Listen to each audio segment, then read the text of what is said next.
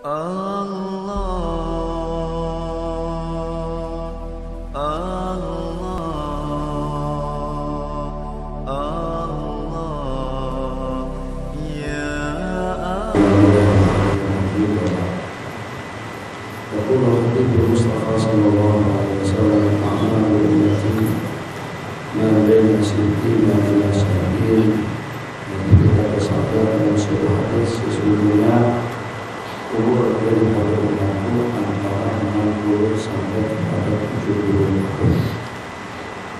dengan statistik dan juga dengan lihat dengan mata masing-masing, memang kebanyakan daripada kita berusia di sekitar 60 sampai kepada 70 tahun. Jadi 10 tahun, 20 tahun, 30 tahun itu jarang-jarang sekali.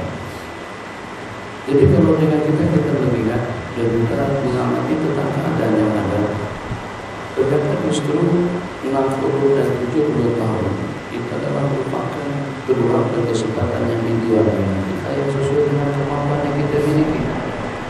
Rupanya kekuatan fisikal kita bertahan hidup di dunia dengan makanan dan juga dengan minumannya, yang walaupun dengan kita jaga segala-galanya, ternyata itu hanya mampu untuk bertahan kira-kira dalam 70-80 tahun.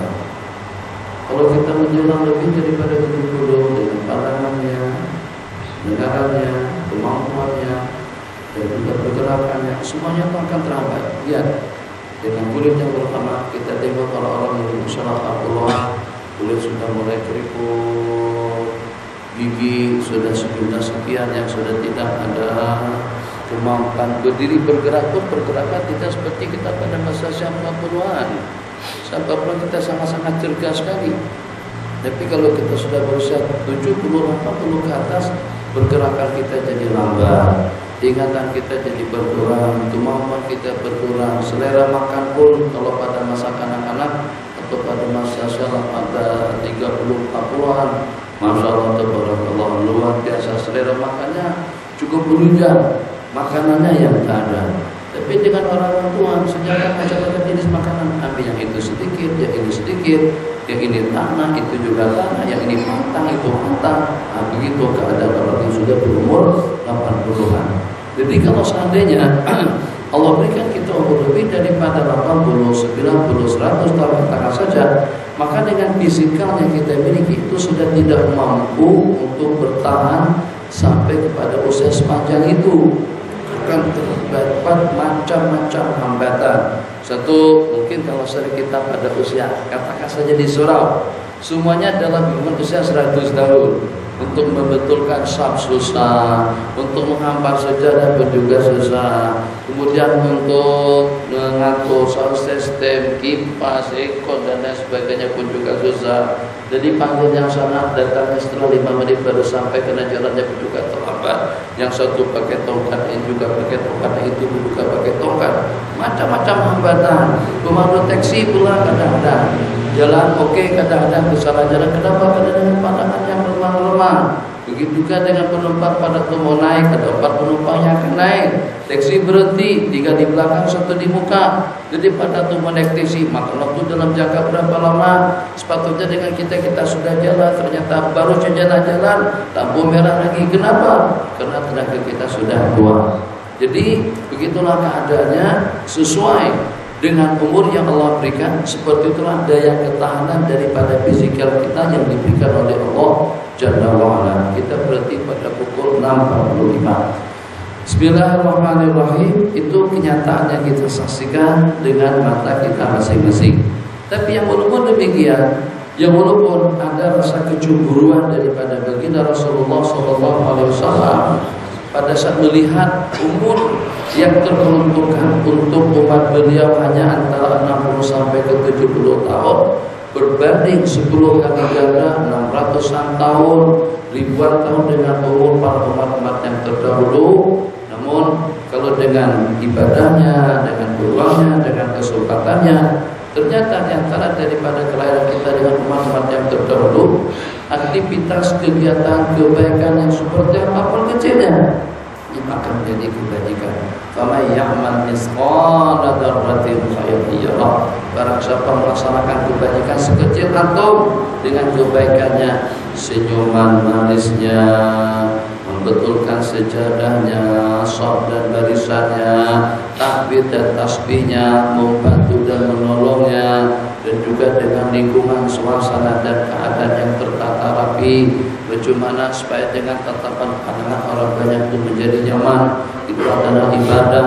Bagaimana kira-kira tidak ada orang yang terhambat dalam pergerakannya, itu adalah ibadah. Bagaimana kira-kira dengan selepan, dengan kasut dan juga dengan sendal yang kita letakkan di luar, betul tidak mengganggu kebodohan orang-orang lain saat ketika keluar, itu juga adalah ibadah. Bagaimana juga dengan kita pada waktu kita supaya tidak ada sebarang gangguan yang mengganggu, dengan anginnya, dengan ekornya, dan juga dengan cahayanya, sehingga dengan penerangan yang cukup, dengan udara yang cukup, dan juga dengan suasana keadaan yang nyaman. Jadi kita berupaya untuk wujudkan suasana seperti itu adalah ibadah. Begitu juga dengan hamparannya, sengek misalnya, atau dengan meja itu dibetulkan sama ejiki. Jadi setelah saya duduk, didepatkan lagi sedikit supaya lebih selesa. Itu juga adalah ibadah semuanya. Daripada ujung rambut sampai kepada ujung kuku, itu akan menjadi ibadah dalam kehidupan seseorang. Tapi anehnya, bukannya setakat faman ya'mal mithqala dzarratin khairan, sebaliknya pun juga faman ya'mal mithqala dzarratin syarran pun juga Rabbi. Sebagaimana segala kebaikan sekecil apapun akan kita lihat, segala yang tidak nyaman, ngantuk misalnya, itu juga akan kelihatan juga nanti balasannya pada hari kiamat. Sebab membuat suasana yang tidak nyaman. Jadi kita duduk, kita adakan pengajian, khutbah disampaikan, ceramah disampaikan, biar disampaikan, terus ada yang mengantuk, akan dia lihat juga balasan mengantuk. Jadi kata mereka, duduk lama mana beribadah, lama mana di masjid, lama mana nanti depan inspektor, depan atasan tak pernah mengantuk. Kenapa depan Allah mengantuk? Kenapa waktu ibadah mengantuk? Di waktu makan tidak mengantuk, di waktu minum tidak mengantuk, di waktu dengan keluarga tidak mengantuk, nonton tidak mengantuk, di waktu senam aerobik tidak mengantuk, jogging tidak mengantuk. Maka untuk persiapan akhirat kita mengantuk. Nah, itu kan suatu hal yang jaga dalam kehidupan seseorang. Jadi membuat suasana jadi tidak nyaman, dengan kitanya tidak nyaman dilihat, dengan orang yang melihat pun juga membuat suasana jadi tidak harmoni, jadi tidak nyaman. Jadi yang walaupun dengan keterbatasan umur, waktu, tenaga, peluang dan kesempatan yang Allah bagikan, namun dengan kita mampu bersaing dengan umat-umat yang terdahulu yang umurnya sampai ribuan tahun, di antaranya yaitu dengan kemuliaan waktu, tempat dan orang-orang. Jadi kemarin kawan-kawan di PICC, jadi dengan mengikuti perjalanan Muktamar Ahli Sunnah wal Jamaah yang berlangsung sejak daripada hari Rabu mungkin sampai berakhir nanti siang setelah zuhur atau setelah Jumat, berakhir pada pukul 3 hari waktu penangguhannya. Jadi diantara daripada kemuliaan yang Allah berikan, selain daripada kemuliaan kita dengan waktu, juga kemuliaan kita dengan tempat, kemuliaan kita dengan ibadah, yang kemuliaan kita dengan orang-orang.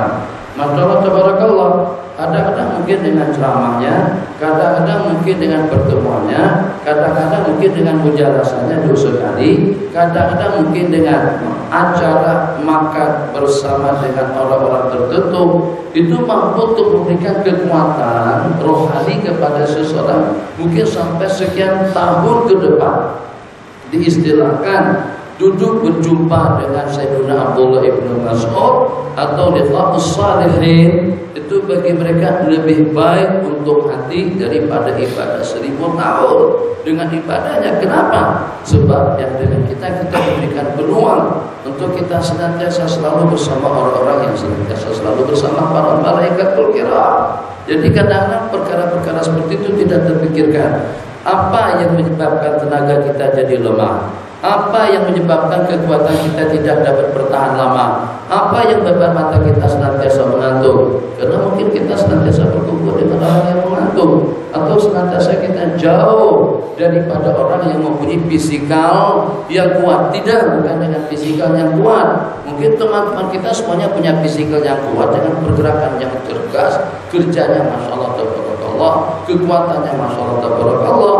Tapi ternyata justru berteman dengan orang yang kuat fizikalnya saja, ibadahnya macam mana, zikirnya macam mana, rohaninya macam mana, ilmuannya macam mana, ketakwanya macam mana. Seketika dengan kita terkumpul dengan orang-orang yang seperti itu, mentalitasnya luar biasa, politiknya hebat. Tapi seketika dengan kita balik, kenapa mewujudkan satu pertama terasa lesu, lemah, atau juga tak arah buat itu dan ini, sehingga dengan kita rasa tidak punya kemampuan. Pada tu azan berkumandang, atau ketika nak bangun malam, atau juga untuk melaksanakan salat duha, ternyata dengan kita tidak memiliki satu kekuatan. Rupa-rupanya dia menyebarkan fisikal kita jadi lemah, rohani kita juga jadi lemah dalam waktu yang sama. Itu justru daripada pengaruh lingkungan, tatapan pandangan mata kita melihat, atau juga dengan telinga yang mendengar, atau daripada pengaruh makanan dan minuman yang diminum. Kalau tidak, kita jadi heran. Ada orang-orang, Masya Allah tabarakallah, saya perhatikan dalam kehidupannya, hidup tak banyak mana, tapi mempunyai fisikal yang kuat. Jadi kalau untuk urusan zikir, baru saja misalnya sekedar mau mengungsikan pengalaman. Jadi dengan Habib Omar yang tidak berkesempatan untuk datang pada kali ini ke manusia disebabkan karena ada hal-hal tertentu. Jadi dengan beliau saya perhatikan dari Jakarta sudah disibukkan dengan urusan dakwah dan lain sebagainya. Terbang pada hari itu daripada Jakarta sampai ke Banjarmasin perjalanan kira-kira dalam 1 jam 30 menit, 1 jam setengah. Mendarat di Banjarmasin kira-kira dalam pukul 2-an. Dari pukul 2 langsung meluncur, disambut di depan untuk bersalaman saja ada ribuan orang yang dilayar. Bukan 10, bukan 100, ribuan. Dan itu pun terpaksa harus dilarikan daripada pintu yang biasanya kita keluar dan berubah keluar dari sana, dikeluarkan daripada pintu sebelah belakang. Takut kalau diserbu oleh orang ramai yang sudah menunggu di luar sejumlah sekian banyak. Kalau ikut rombongan Habib Umar, rata-rata yang bawa kasut tidak bakalan aman kasutnya. Jadi kadang-kadang kita daripada bas langsung lagi ke masjid, bawa kasut. Nanti kasut kita akan dipegangkan oleh siapa, akan terpisah dengan banyak manusia yang menyerbu. Jadi meluncur langsung menuju Masjid Al-Karamah. Ternyata di Masjid Al-Karamah dalam bulan itu manusia yang menunggu ceramah. Selesai dari sana berpindah ke tempat lain waktu yang sama. Tempat ceramah yang pertama tadi itu ada makan dan minum, meluncur lagi ke suatu lokasi dalam perjalanan 20 km lebih kurangnya. Di situ ditunggu lagi ceramah lagi sampai asar.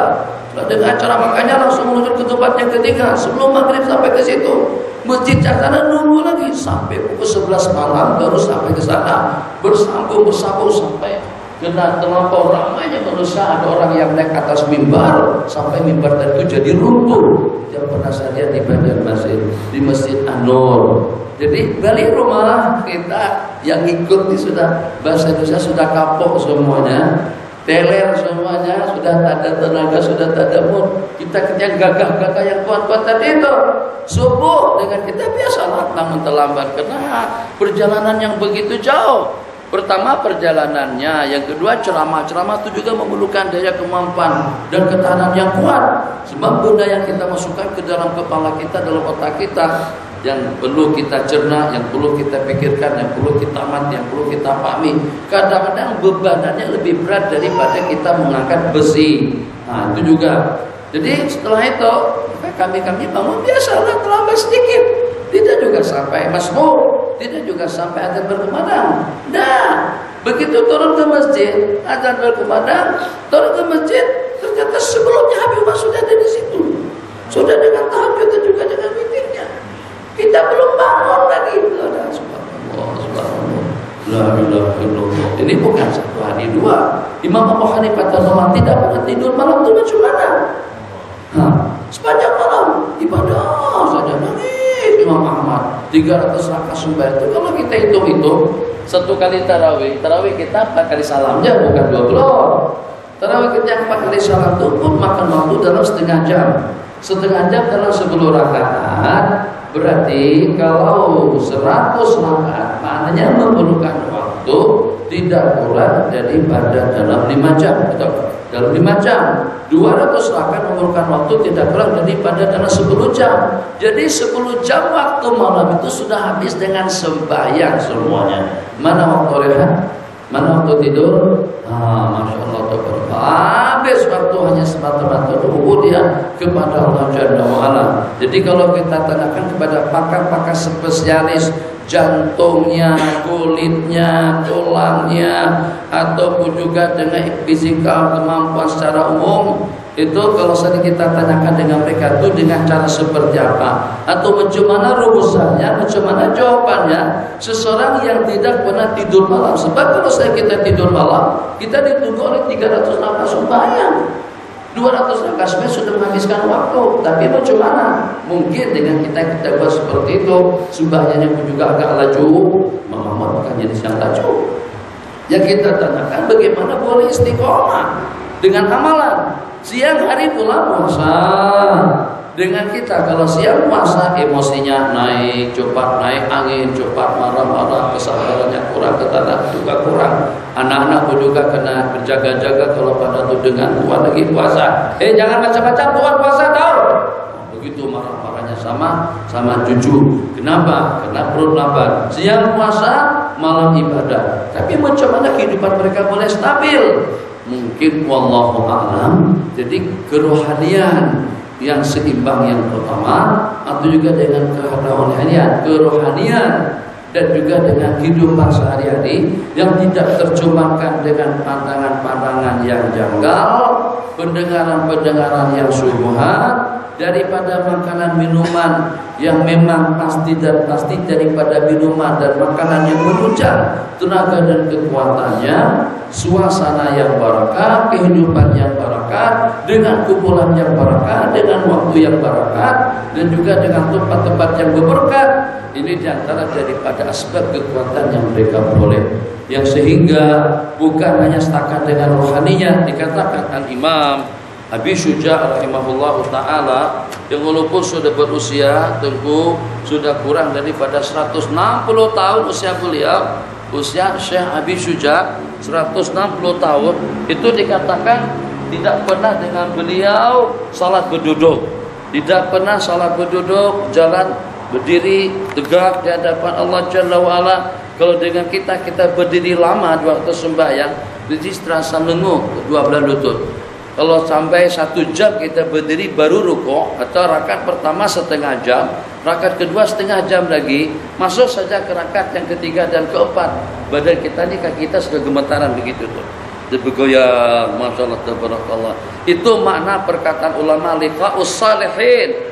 Jadi orang-orang yang cepat lenguh, lemas, letih, tak larat, itu coba sekali sewaktu-waktu atau sekali semasa dalam perputaran seminggu, coba berkumpul duduk sekali dengan orang-orang soleh, dengan orang-orang yang kalau tidak kuat ibadahnya, kalau tidak kuat zikirnya, mungkin dengan akidahnya yang kuat, dengan keyakinan yang mantap. Atau kalau seandainya kita tidak jumpai orang-orang seperti itu, kita perhatikan orang-orang yang masyaallah tabarakallah sabar waktunya dengan sholat berjamaah, sabar waktunya dengan zikir dan etikaf sampai habis, temani mereka.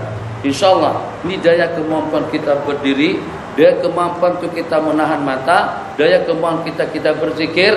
Kalau dulu-dulu dengan kita tidak boleh berzikir sampai 100 kali. Tadi yang 33 kali pun kita tinggalkan. Ya mungkin karena buat imam merayakan kita ada jam ada pengajian pagi hari ini. 33. Masyaallah tabarakallah. Setelah kita berteman dengan orang-orang soleh, satu, kita punya daya ketahanan yang kuat. Yang kedua, punya kemampuan yang luar biasa. Yang ketiga, semangat untuk kita melaksanakan ibadah. Untuk urusan salat jamaah itu tidak terlalu masalah. Apartemen kita tidak jauh mana dengan surau, tempat kita tidak jauh mana dengan masjid. Ke masjid pula bukan yang sakit bagi daripada waktu, bukan sakit bagi daripada tenaga, tapi yang walaupun tenaganya sudah terporsir, kemampuannya sudah habis, waktunya sudah kita gunakan banyak, letih dengan jabatannya, letih dengan urusan di office-nya, letih dengan urusan bisnisnya, datang ke masjid hari Jumat, la ilaha illallah sallallahu alaihi wasallam, semangat sekali. Katakan pada waktu kita melangkahkan kaki masuk ke masjid, semuanya jadi pudar atau semuanya jadi lenyap. Jadi rasa lesu kita tadi itu, masya Allah tabarakallah, seperti pada waktu kita mandi badan kita jadi segar. Kesegaran yang seperti itu mereka dapatkan pada waktu mereka sudah melangkahkan kaki kanan masuk ke masjid, duduk dengan 2 sembahyang rakaatnya, dengan 2 tahiyatul masjidnya, duduk dengan niat nawaitul i'tikaf dan masjid. Begitu duduk, masyaallah tabarak, ambil Quran lagi, baca surah Kahfi, baca surah Waqiah, baca surah Dukhan, Alif Lam Mim Tanzil. Tadi tuan imam baca sikit saja. Surah yang kedua, apakah habis? Alhamdulillah, mungkin oleh sebahagian, dan juga mungkin alhamdulillah juga oleh orang-orang yang rasa terbebani kalau misalnya surah tadi itu dibaca sampai habis. Tapi mungkin innalillahi wa inna ilaihi raji'un oleh malaikat, kata malaikat, kesian kan Jumatan tuanya sekali seminggu saja, tampaklah kita lebihkan sedikit 5 menit sampai habis. Kalau kita bercadang berarti pada 6.45 menit saja, insya Allah. Sini takjil seperti di Salam, tidak. Ini bukan USG di sini. Sini lampu merah banyak, masya Allah tabarakallah. Tapi ada poin-poin tertentu, kata Ustaz Hamdan, yang ada kameranya. Ada tempat-tempat yang lain yang tahu itu ada kamera di situ. Nah, artinya lampu merah boleh saja meluncur pelan-pelan, ikut GPS lah. GPS kata dia belok kanan, dia suruh belok kanan saja, tapi lampu merah di hadapan, dia tak bagi tahu. Jadi bukan dengan kita yang jalan, GPS suruh kona kanan, kita pun kona kanan pada waktu itu. Nah, itu kita tak tahu lah, candakah, seriuskah, itu pikir sendirilah.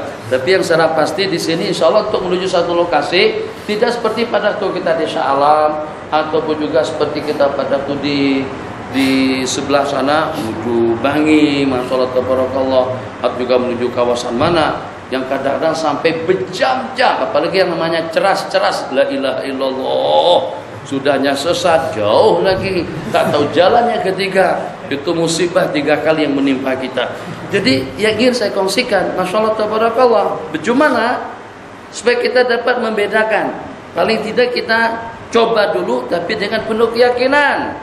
Coba hadiri majlis-majlis ilmu, coba hadiri majlis-majlis perhimpunan ulama, coba hadiri majlis-majlis perhimpunan orang-orang saleh yang tidak ada kepentingan apa-apa selain daripada untuk ubudiyah kepada Allah, untuk kita mencas batin kita, untuk kita mencas kemampuan kita, yang sehingga mata kita dapat bertahan lama, tenaga kita dapat bertahan lama, kekuatan kita dapat bertahan lama. Kalau pada waktu ibadah ini kita pautkan dengan jasad kita, ini kita pautkan dengan ibadah. Perumpamaan daripada orang Australia yang malam kemarin itu dalam ceramahnya pada waktu dia sampaikan. Jadi kata dia, setelah dia dilahirkan di Amerika, dia merasa badannya jadi lesu, jadi pudar, disebabkan karena dengan pencemaran fitrah yang berlaku dalam kehidupannya. Jadi semangat ya, jadi kuat tenaga dan kemampuannya. Kira-kira dalam 20 tahun 79, kira-kira dalam 30 tahun yang lalu, 21 tahun yang lalu dia memeluk agama Islam.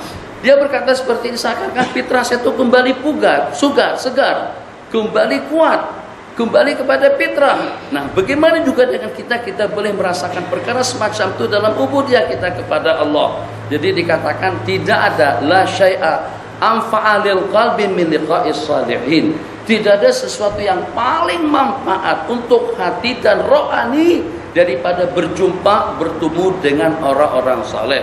Kita di jawatan, teman-teman kita memang ya boleh dikatakan satu jawatan, satu tempat kerja, mungkin dengan kita dengan style yang sama, gerak yang sama, kegiatan yang sama.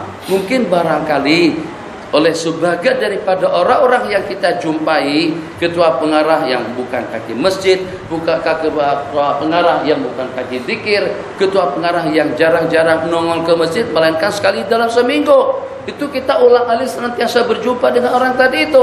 Itu boleh menjadi asbab yang dengan kita akan kehilangan kemampuan kita dalam rohani, kemampuan kita dengan berubudiyah kepada Allah kembali. Bagaimana malam tidak pernah tidur, siang tidak pernah rehat, tapi mempunyai tenaga berdiri di hadapan Allah sampai 5-6 jam. Bahkan mungkin kita pernah mendengar ada yang khatam Al-Quran dalam 2 rakaat sembahyang. Mereka tidak bisa duduk. Itu orang tua bang, itu orang usur. Dia sudah stroke saja sembahyang berduduk. Kalau selama jantung masih berdenyut dan juga dengan tenaga dan juga dengan kekuatan masih sehat, tidak akan ada kita temukan orang sembahyang yang berduduk. Ini usia sudah 160 tahun.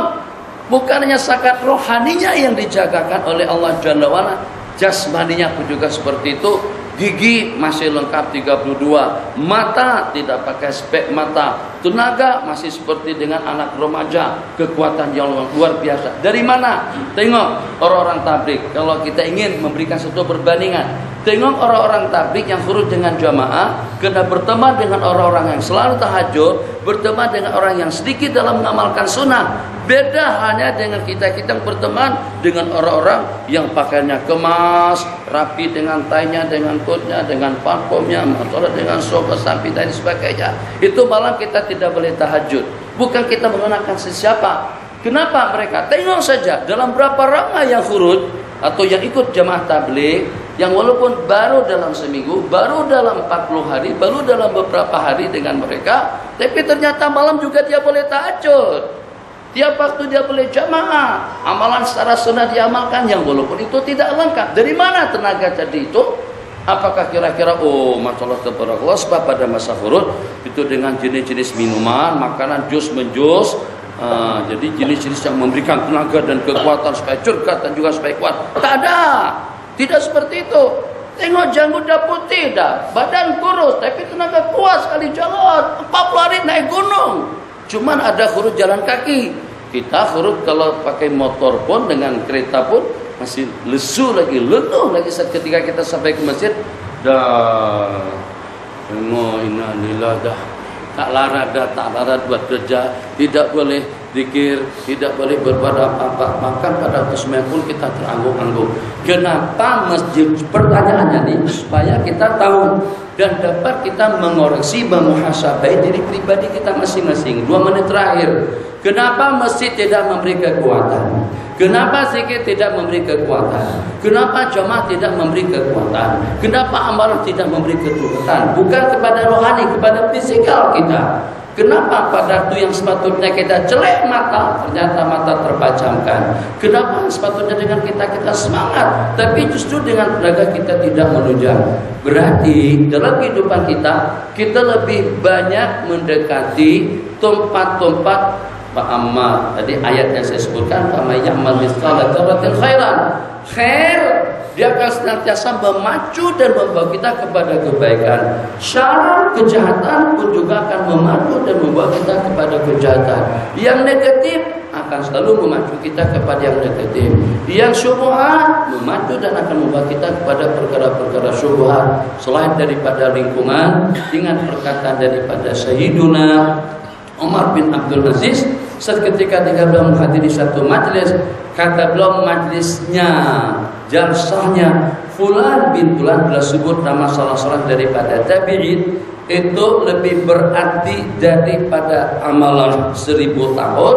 Dan kalau harus dibayar sampai sekian juta dirham pun aku mampu untuk mengeluarkannya. Kenapa? Sesaat menatap muka orang tadi itu bukannya setakat kita ingat Allah, Nabi kita pesankan, bahkan galakkan untuk kita berteman dengan orang-orang seperti itu, yang diantaranya kriteria yang disebutkan di dalam hadis, man idza ru'u.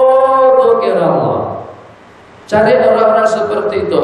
Kalau kita tengok artis, atlet, seniman, atau juga dengan orang-orang kerajaan yang tidak tahu Allah, yang tidak tahu agama, itu akan membuat pandangan kita jadi pudar, akan membuat tenaga kita jadi lesu. Tapi tengok orang-orang yang dekat kepada Allah Jalla wa'ala, itu akan memotivasi, akan memberikan tenaga dan kekuatan jasmani dan rohani kepada kita.